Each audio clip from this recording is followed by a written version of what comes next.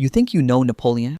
A short, angry man, wearing a funny hat, exiled to some lonely island, and dying in shame. That's not history. That's the most successful smear campaign ever run. The British basically invented Twitter drama 200 years early. Except instead of 280 characters, they had woodcut cartoons. And Napoleon, he became the first victim of an international meme war. Napoleon was tiny. Wrong. He was about 5'6" average height for his time. But British papers drew him standing next to bodyguards who looked like NBA centers. Results. The emperor turned into a hobbit. No fact checkers. No Snopes. Just laughter. And once they made you laugh, they could sell you lies that he was a bloodthirsty warmonger, that he was just a power-hungry tyrant, that his empire was nothing but ego. Napoleon didn't die from cannon fire.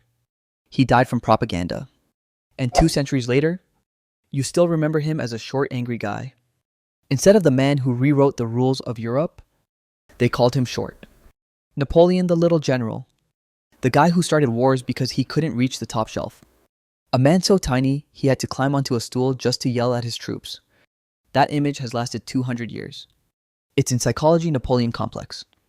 It's in comedy shows the angry short guy meme. It's in every lazy history joke ever written. But here's the truth. Napoleon was 5'6". That was average height for French men in the early 1800s. Average. Not short. Not tiny. Normal. So how did average turn into hobbit? Simple. Propaganda. First, blame the math. The French measured height in Pied's French feet, which were longer than English feet. So when his height was translated, it sounded like Napoleon was barely 5 feet tall. That tiny mistake became a permanent insult. It's like confusing Celsius and Fahrenheit. But instead of ruining your recipe, it ruined a man's reputation forever. Second, blame the cartoons. The British press had one mission: humiliate him. They didn't just draw him short. They drew him microscopic, standing next to guards built like NBA centers, next to soldiers who looked like NFL linebackers. Napoleon in those pictures looked like he should be living in the Shire with Frodo, not running an empire. And people loved it. Because propaganda works best when it makes you laugh. Once you laugh, you don't fact check. The joke becomes the truth. Napoleon didn't lose the height contest. He lost the world's first meme war. And imagine if Twitter had existed back then.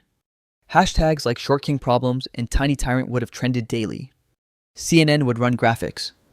Napoleon cited with booster seat at royal banquet. Fox News would scream, "Dangerous pint-sized dictator threatens Europe." And late-night comedy. Forget it. Jimmy Fallon would have dressed up in a little hat and made a sketch every week. But it didn't stop there. Even after his death, the joke stuck. In Victorian plays, Napoleon was always the short, angry man storming across the stage. In the 20th century, cartoonists recycled the gag endlessly. Psychologists even named a whole insecurity after him: the Napoleon complex. Translation: if you're short and cranky, blame the French emperor. And here's the cruel irony. When you hear Napoleon today, you don't think about the Napoleonic Code, a legal system that still shapes half the planet. You don't think about the man who built institutions that outlasted kings and revolutions. You don't think about the strategist whose campaigns are still studied at West Point. No. You think short, angry, funny hat. That's not history. That's a meme weaponized so hard. It rewrote the man's identity. Napoleon didn't get destroyed by cannonballs. He got destroyed by caricatures.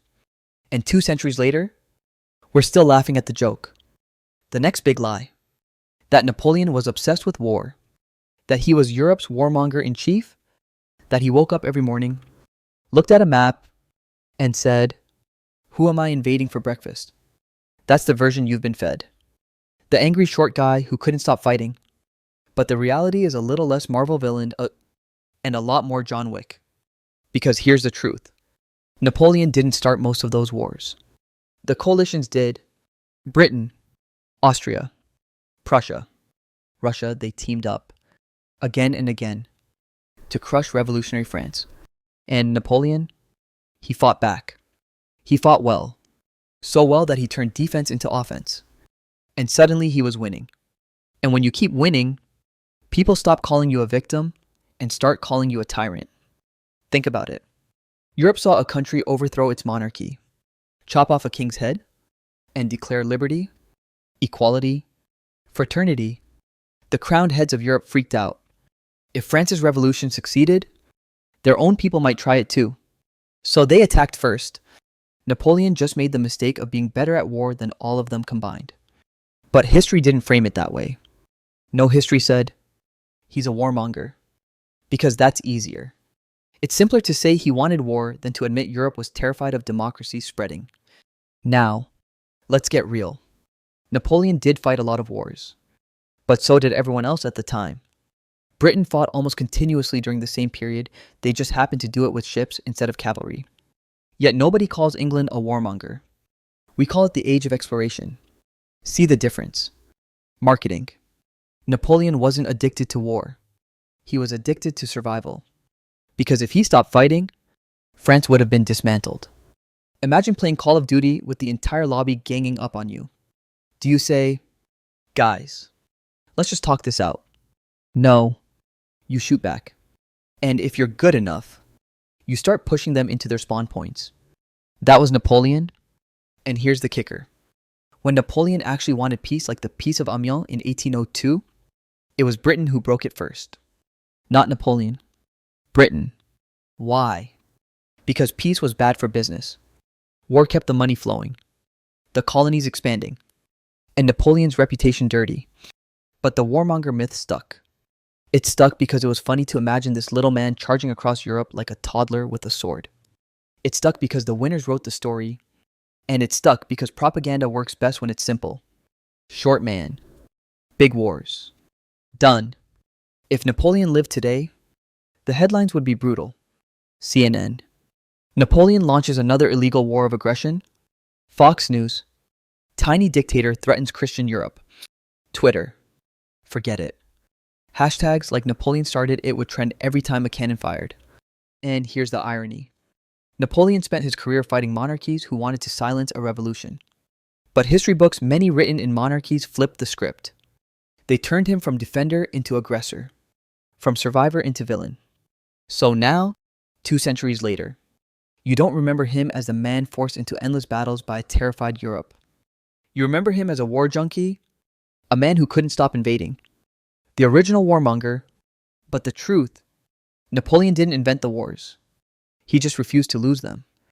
The next lie, that Napoleon was cold, heartless, a tyrant who cared about power more than people, a toxic king before the term even existed. You've heard the cliches. He didn't care about women. He treated love like business. He was incapable of being human. Reality check. Napoleon wasn't toxic. Napoleon was clingy. He was a man who wrote more desperate love letters than most pop stars write songs. Take Josephine, his first wife. When he was away at war, he wrote her letter after letter. Not short notes. Not miss you, babe. We're talking pages of raw emotion. Stuff like, I wake consumed with thoughts of you. Your portrait and memory intoxicate me. That's not toxic masculinity. That's drunk texting in the 1800s. Napoleon basically invented late night you up energy. Except his messages arrived 3 weeks later by horse. But here's the tragic part. Josephine was cheating on him. While Napoleon was winning battles, she was entertaining other men back in Paris. So what did history do? It erased the vulnerable husband and replaced him with the cold tyrant. Because nobody wants their villain to cry. And it wasn't just Josephine. Napoleon's deepest loyalty was to his mother. He called her the only woman he could truly count on. He even admitted that without her, he wouldn't have survived his youth. But again, history doesn't want Napoleon the mama's boy. It wants Napoleon the monster. It's easier to sell a tyrant than a man who wrote poetry. It's easier to mock the toxic emperor than admit he was painfully, embarrassingly human. Now, let's be fair. Napoleon did divorce Josephine, but not out of coldness. Out of dynastic necessity, he needed an heir. He later married Marie Louise of Austria and was obsessed with their son, the King of Rome. This is a man who, on the battlefield, commanded thousands, but in private, bragged about how cute his kid was. So where did the toxic king meme come from? Partly propaganda. Partly the fact that nobody likes to imagine powerful men as emotional wrecks. And partly because the British press realized, wait, if he's not a monster, he might actually be relatable. That's dangerous. So they doubled down. Napoleon became the heartless tyrant. The guy who only cared about crowns and conquests. The original Sigma male. If he lived today, the internet would roast him. BuzzFeed would make a listicle. 10 signs you're dating a Napoleon. Reddit would debate if he was an incel emperor. TikTok would have girls lip-syncing Josephine's cheating era with sad violin filters. And Twitter, forget it. Toxic King would trend every time a new war started. But strip away the propaganda. And what do you find? A man who loved too much. Who wrote love letters that read like bad teenage poetry. Who held on to family like a lifeline. And who only looked like a toxic king because the winners needed him to be the villain. History wanted Napoleon the tyrant. But what it buried was Napoleon the human. And then there's the final myth. The one everybody remembers. That Napoleon was brilliant until he made the dumbest move in history. Invading Russia. The story goes like this. He marched in with 600,000 men. The Russians retreated. Winter came. Everyone froze. End of story. Cue laugh track. It's the never invade Russia meme. People tell it like a dad joke at barbecues. Hitler fell for it. Napoleon fell for it. How stupid could he be? But here's what that story leaves out. Russia didn't win by genius. They won by scorched earth. They burned their own villages, destroyed their own crops, and let winter do the killing. That's not tactical brilliance. That's pulling the fire alarm and running away. Yes, Napoleon underestimated the scale. Yes, he walked into a trap of ice and famine. But turning one disaster into his entire legacy? That's not history. That's comedy. Because Napoleon was more than one campaign. This is the man who gave Europe the Napoleonic Code, a legal system still in use today. He reorganized education, administration, finance. He dragged a medieval continent into something resembling the modern world. But what do people remember? The snow, the failure, the punchline. Think about it. When you hear Russia, you don't picture the civil code that shaped modern law. You picture a Frenchman freezing his butt off in a snowstorm. Because that's funnier. That's easier to share. And the irony? Even Hitler learned the meme and then ignored it. He repeated the exact same disaster a century later. So the Russians basically got 2 for 1. Napoleon in 1812, Hitler in 1941. If there were loyalty cards for invaders, Russia would have gotten a free coffee. Now imagine if it happened today. Twitter would be a battlefield. Memes of Napoleon in oversized coats. Shivering like Bernie Sanders at the inauguration. TikTok would have Russian influencers posting POV. You tried to conquer us, but it's -40. CNN would broadcast body counts. Fox News would call him the French Biden. And Reddit, 1 million upvotes for never invade Russia. Just don't. But here's the dark truth. By reducing Napoleon to the guy who froze, history erases everything else. The lawgiver, the reformer, the empire builder. Napoleon didn't die in Russia. His reputation did. That one campaign became his entire brand. Not because it's fair, but because it's funny. So today, 2 centuries later, when you think of Napoleon, you don't see the man who reshaped Europe. You see a man stuck in the snow. That's not history. That's a meme. And finally, the last lie. That Napoleon was just a thief. A man who stole a crown. A dictator who hijacked a revolution to serve his ego. That's the way history books like to phrase it. The usurper. The tyrant. The guy who killed democracy. But here's the reality. When Napoleon rose to power, France was chaos. The revolution had burned the monarchy to the ground. The new governments were unstable. Corrupt. Paralyzed. Paris was one bad week away from tearing itself apart. Napoleon didn't steal power. He filled a vacuum. Because nobody else was capable of holding France together, and once he didn't just crown himself emperor. He built the Napoleonic Code, a civil law system that outlived him and spread across Europe, Latin America, even Louisiana. public schools, national banks, modern administration. Things we take for granted today came out of a man we reduced to a punchline.